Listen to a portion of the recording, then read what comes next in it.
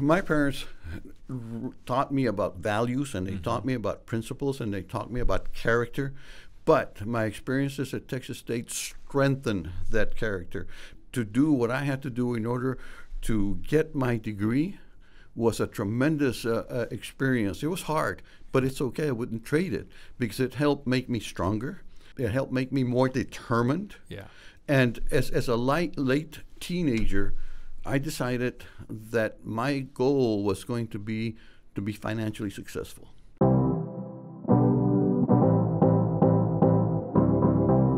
If you've been to the basketball arena, you've seen the Richard Castro event center up in the top area there, where the club area where people hang out there.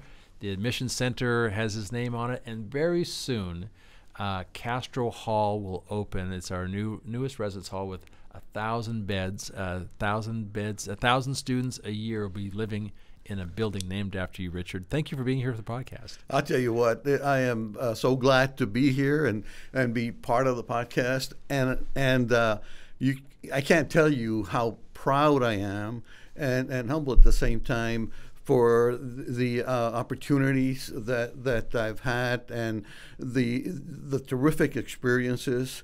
It's just, I'll tell you what, I'm living the American dream. You think about the American dream, it's right here. Yeah. When we think about where I come from, how I grew up, and to have what you just described at Texas State University, it's just outstanding. Now you graduated in 1970, right? So I did. Grew up in the 60s, late 50s and the 60s.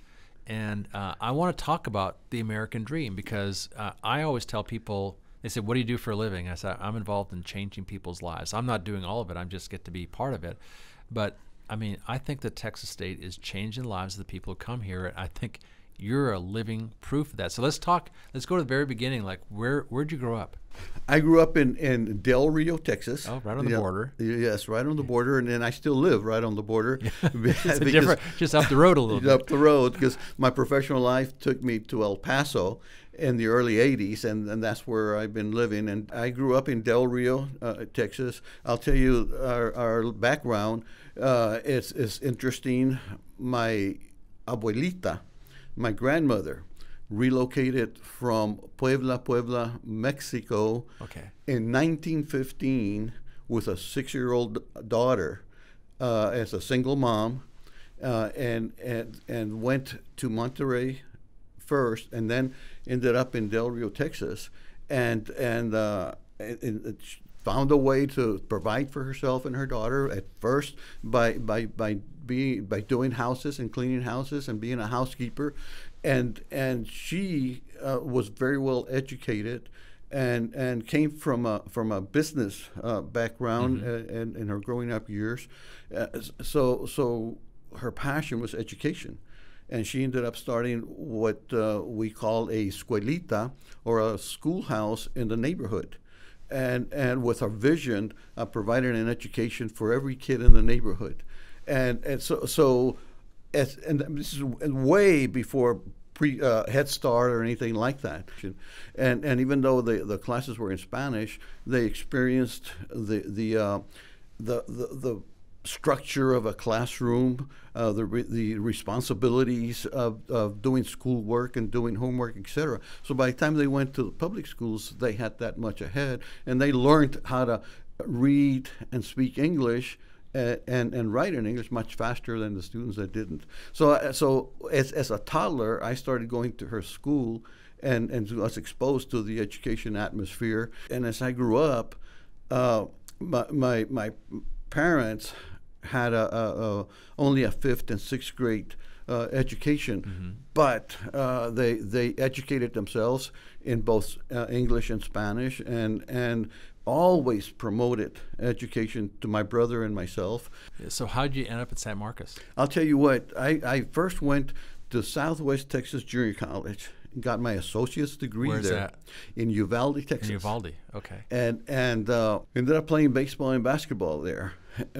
So in my sophomore year, there was a trip offered to visit Southwest Texas State University, which is now Texas State University, and I signed up for it.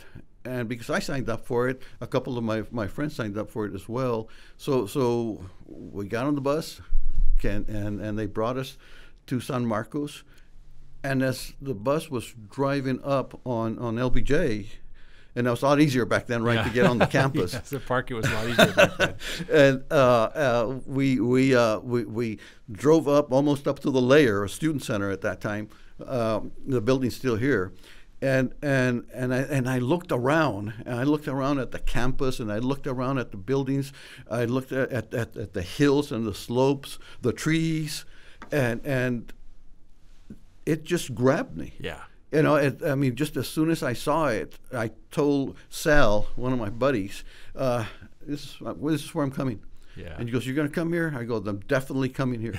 And just by looking at just the by campus. as we were driving up, you know, just seeing the whole area of Texas State, and so we got down, we went to the student center, we walked around the campus, and got to experience it a little bit more. But my mind was made up as soon as we drove up to it and I saw it, and I proceeded to apply, and I was accepted. I had my associate's degree from Southwest Junior College, and so that summer in between my sophomore and junior year, I knew that I was going to have to work. Yeah. So back then you could work in the summer to pay for school, right? You could make enough in the summer to help pay for school, but compared to now, it was so difficult now. You're not kidding. Yeah. I got through school. I got through Texas State.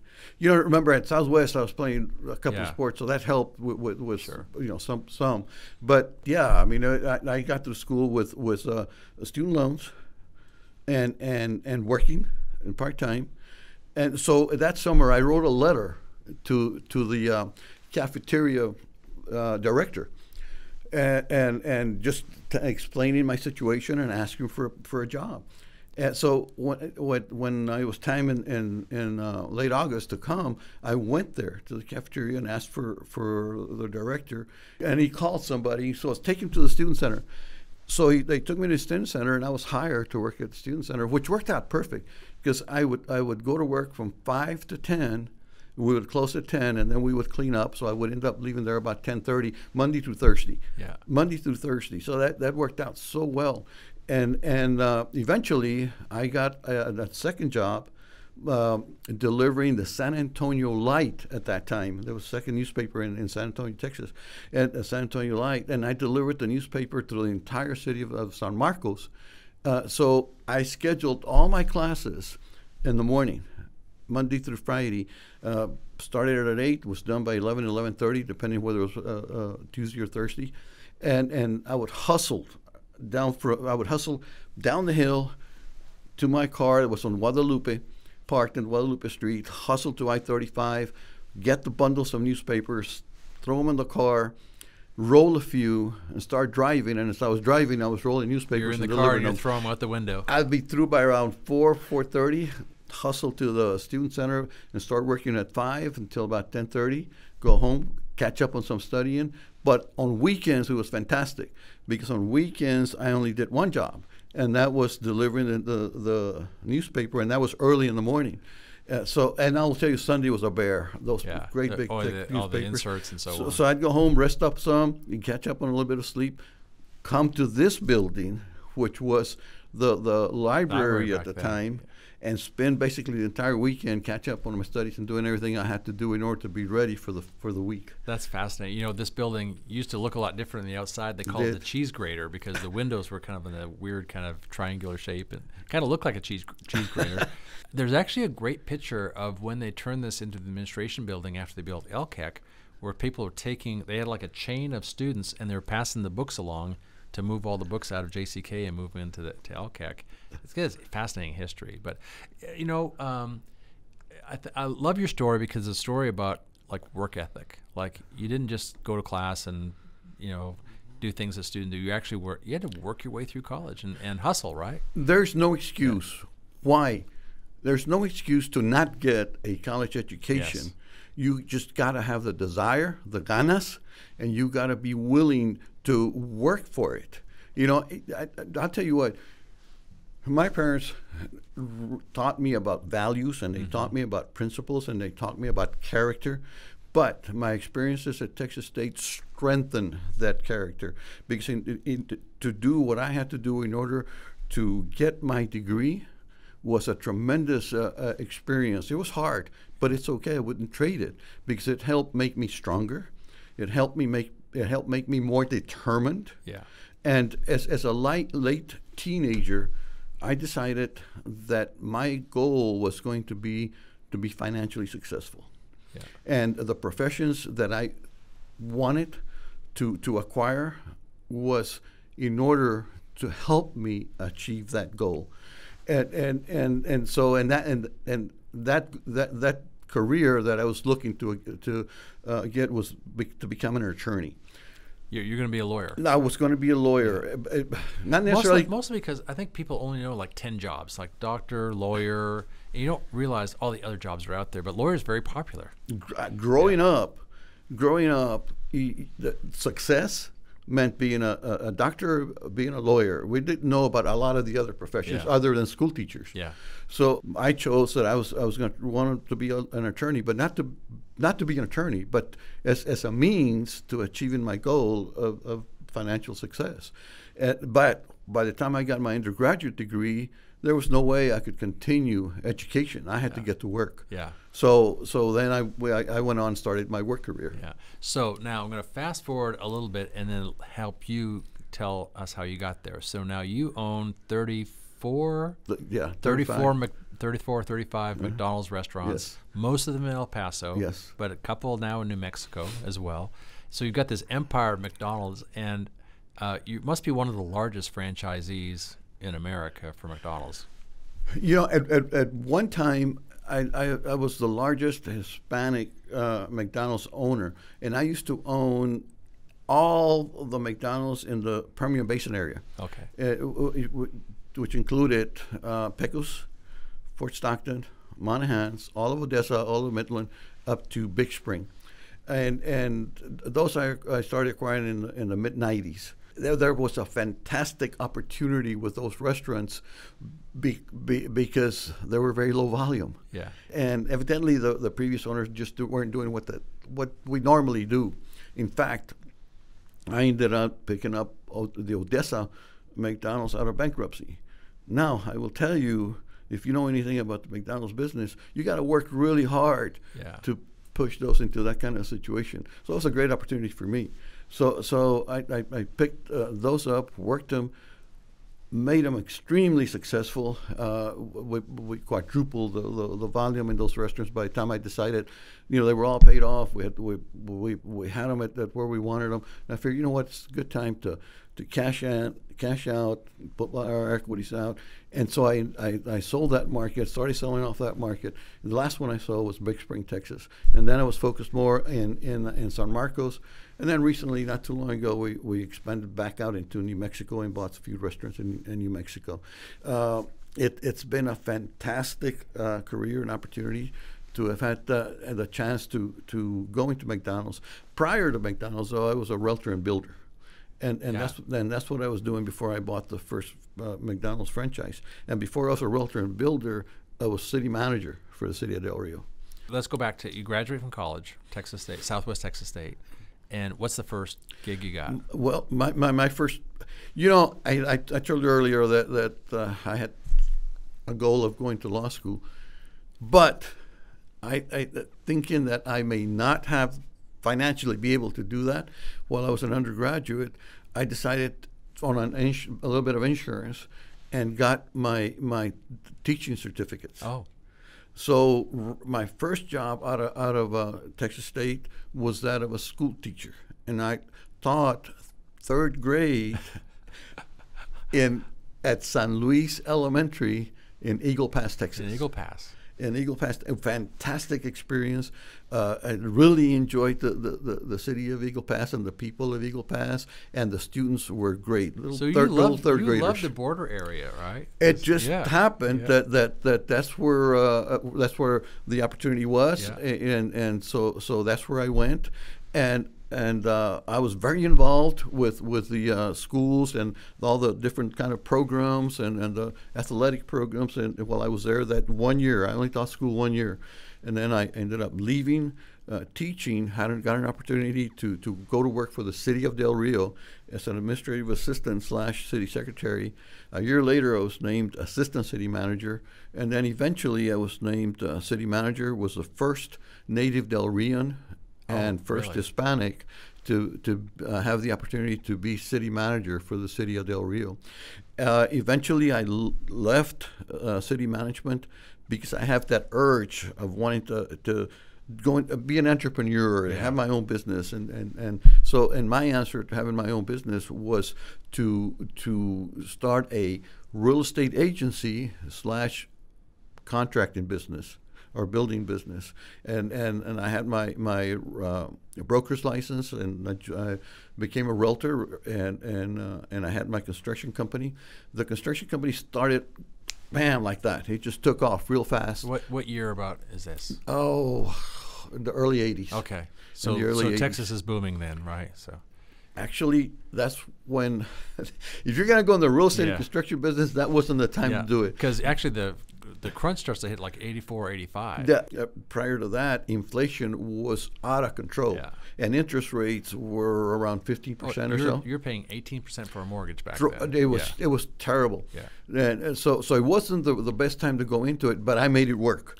And again, you get back to character building, being strong-minded, having that positive attitude, Putting the hours in, always. windshield time. driving. So we worked it, and like I said, the construction company took off real fast, and that's what provided the cash flow. Yeah. At the beginning, and then about a year into it, the agency started producing, and then I had the opportunity to buy the first franchise in El Paso, and that happened because the local McDonald's owner in Del Rio is a good friend of mine, and he suggested that I should look into McDonald's. And when I was approved to start the program, he gave me the opportunity to train and learn how to do a McDonald's in his McDonald's there in Del Rio.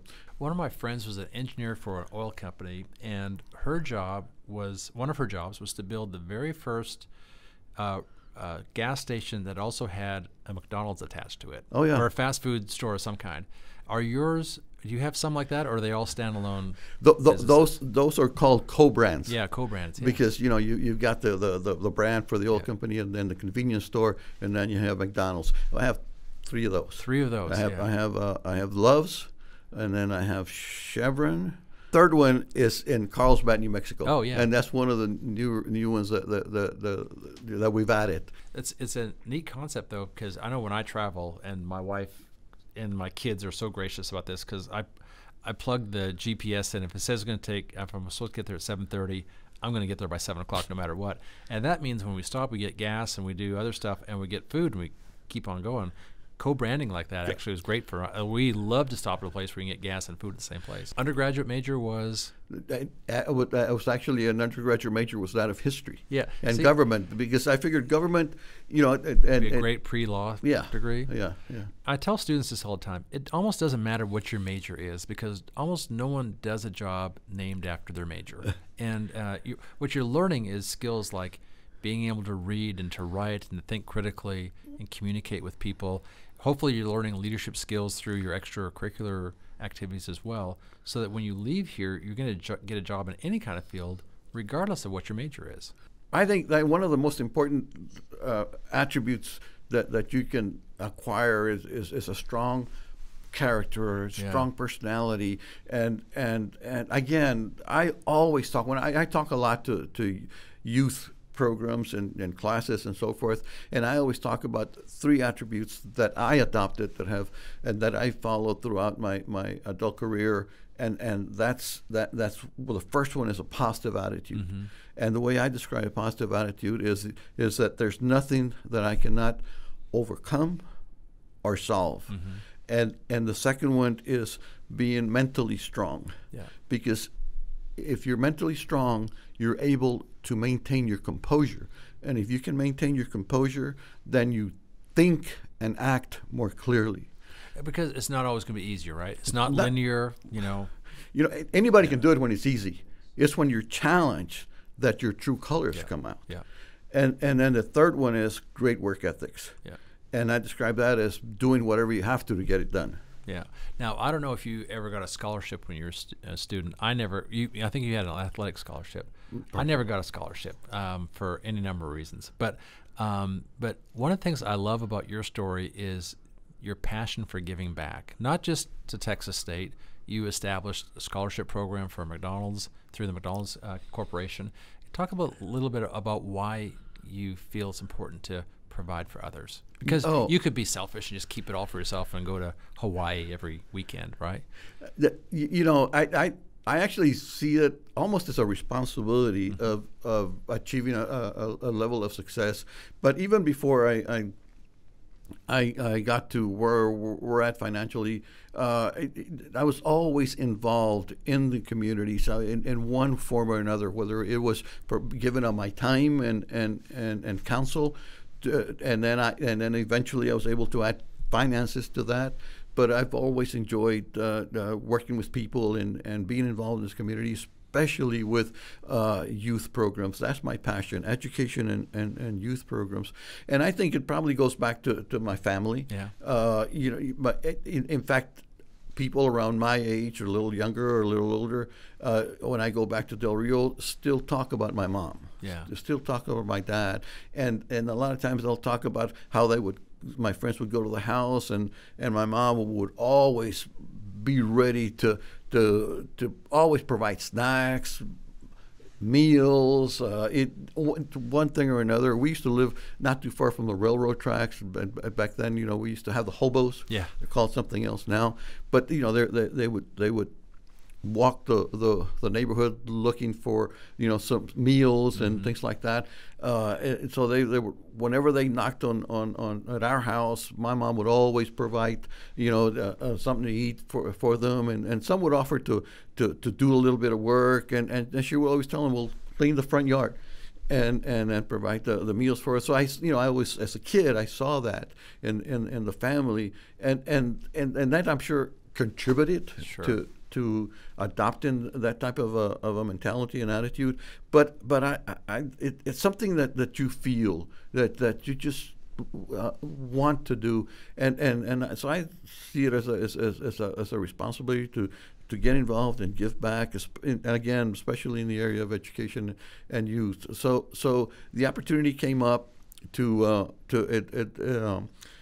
talk about and to suggest and start the ASER scholarship program.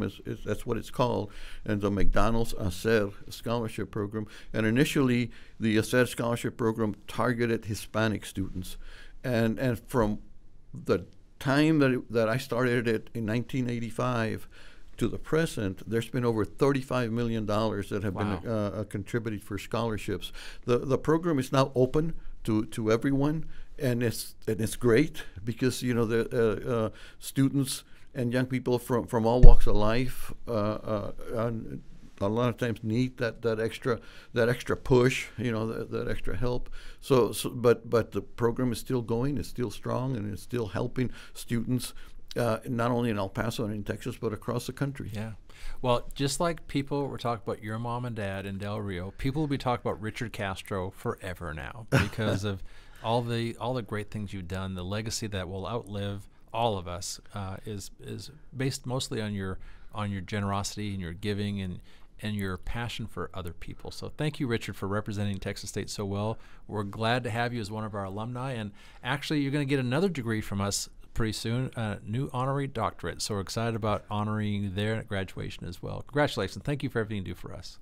Thank you very much, and thank you for allowing me to join you and be part of this program. So, Richard, we have this kind of cool thing. When we send the email out about the podcast, there's a little box that people can click on, and it says submit a question for Kelly. And so we let our guests actually ask me the question. I've not seen the question, so I'm not sure what's in there, but you get to be the podcast host here, and you got to get your readers on. I got to. Yeah, that's the problem. I want to make sure I read it right. Yeah.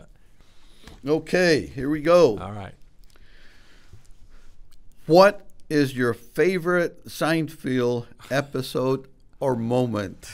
I have to say there's so many of them, but one of my favorite characters was Kramer, and there was this one episode where he is golfing, and he's learning how to golf, and he's out in the beach, and he's golfing, and he's shooting these golf balls out in the ocean.